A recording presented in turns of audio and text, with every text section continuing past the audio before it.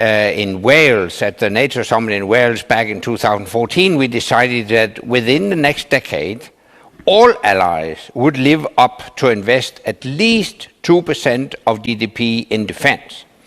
When we read your latest annual report, we see that only 7 allies live up to that 2% target in 2022.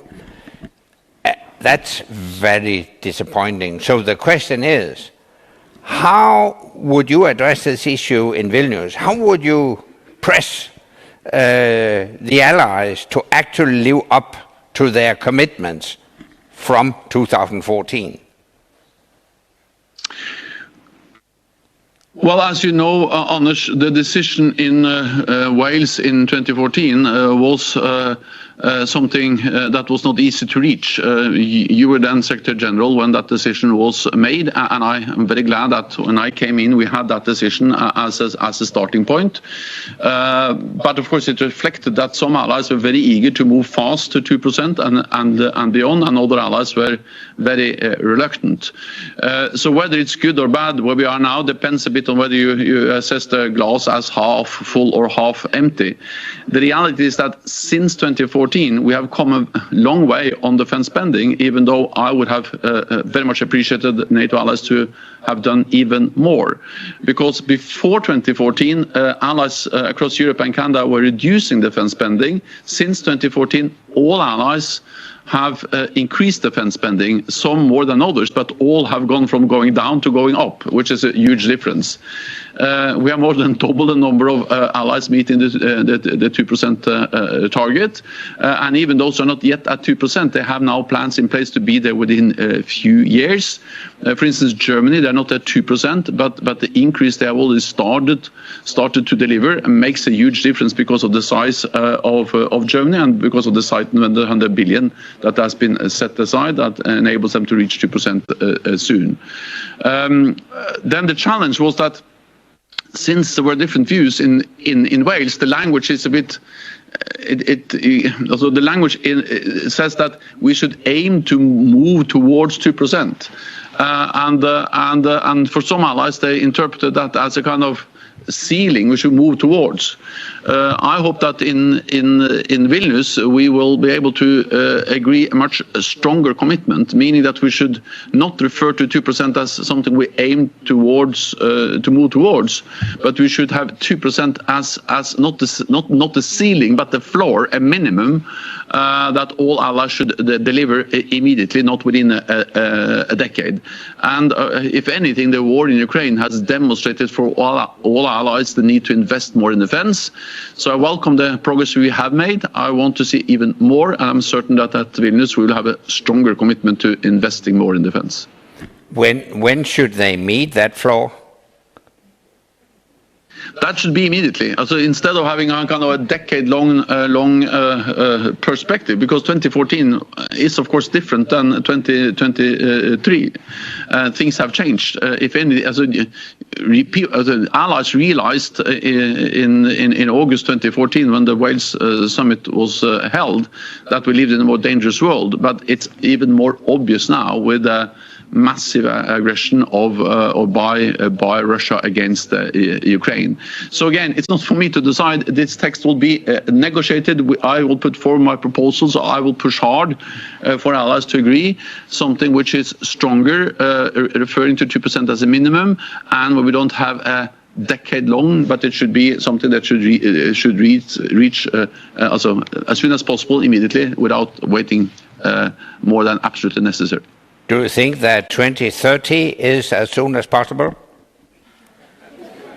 Well, it will vary because some allies are, quite far away from 2%, and of course, there's no way to double defense spending in 1 year. But all other allies and more allies are now quite close to 2%, and of course, they could be there very soon. But the message should be that there's not yet another decade. You should all be at 2% as soon as possible. That should be the message from Vilnius. Okay. Let me turn a bit to the broader world. In the new strategic concept, NATO addresses the challenges from China. And among other things, you write in the new strategic concept, we will stand up for our shared values and the rules-based international order, including freedom of navigation. So, what does this mean in practice? Could you imagine a NATO engagement in keeping the South China Sea or the Taiwan Strait open for international shipping? Well, NATO allies are present also in the South China Sea. I mean, they sail there with merchant ships, and of course they also sail there with military or naval ships. NATO will remain a regional alliance, North America and Europe. But what was clearly stated for the first time in the strategic concept we agreed in Madrid last year was that China matters for our security, and China poses a challenge to our interests, our values, and to our security. And that's also one of the reasons why we are now working even more closely with our Asia-Pacific partners, and also why we have so clearly communicated that status quo in and around Taiwan should not be changed by force, and China's threatening rhetoric and behavior against Taiwan is unjustified, and any differences and disputes around Taiwan should be resolved by peaceful means. Okay. My last summit as Secretary General was the Wales Summit in 2014. I don't know if the Vilnius Summit will be your last summit as Secretary General. I know that you have indicated a desire to leave NATO, and I also know that it's very much restricted what you're able to say about this issue. But maybe I could ask you, which qualifications do you think that your successor should possess? As I have had the privilege of serving as Secretary General of NATO for almost 9 years now, and I'm totally focused on that task until my tenure ends in October. It's important for me to not be part of the discussion about who will come after me, my successor.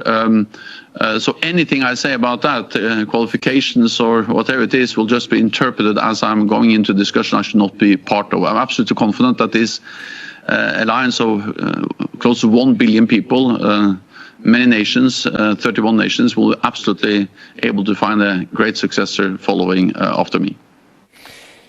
May I ask you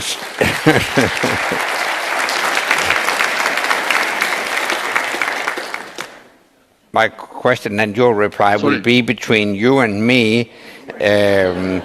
If allies ask you to stay on, are you ready to continue and celebrate the 75th anniversary summit in DC next year? Well, I have made it clear that I have no other plans than to leave this fall. I've already been almost twice as long as originally planned, and that's what I have to say about that. Yeah. Okay. I would like to thank you very much, Jens. You are the head of the strongest organization of Earth to defend freedom and democracy.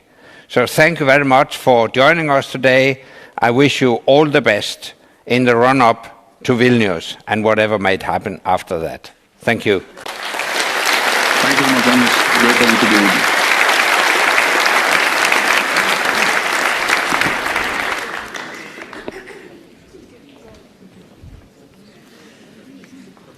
Thank you very much to Mr. Fogh Rasmussen. Thank you very much to